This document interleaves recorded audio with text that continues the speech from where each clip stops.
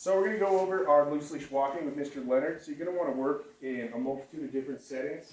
Like we worked with Mr. Leonard on a lot of his skills inside here with limited distraction, then out back with more distraction with the pack. So right here what we're looking for is giving Mr. Leonard clicks and treats for hanging out right by my side, and then I'm just making little circles around, so you got to follow me.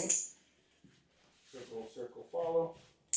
So just gets used to that positioning. Then I'm going to take a step this way. Leonard, got to hit that spot. 2 steps this way.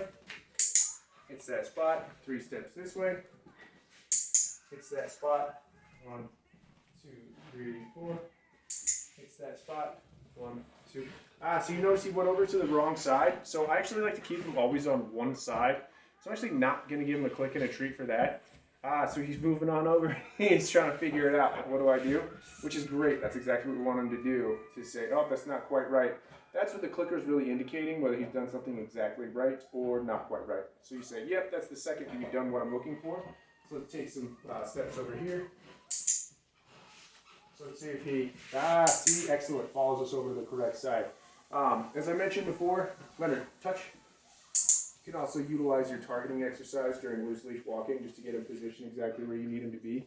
So just start meandering around in the great indoors, and it'll build up that skill much, much better for when you get outside.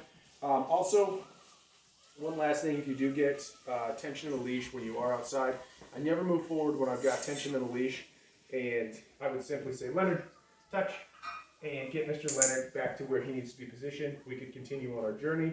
And if he then started pulling again immediately after that, then I would just simply change directions on him and Leonard, give him an opportunity to hit that spot right by the side of my leg, and basically tell him, you know, you're not going to keep moving forward. I'm leading the dance. We're going to go this way, and give him an opportunity to come up from behind and hit that spot exactly where he needs to be.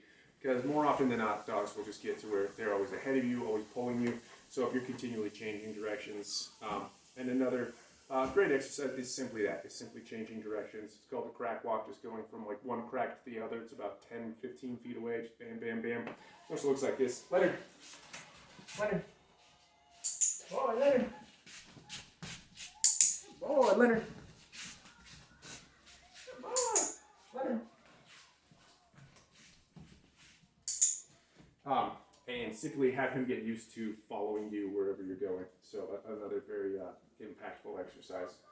Good job, sir. Yeah, George Mark. You got a great guy with Mr. Leonard. Just an amazing pup.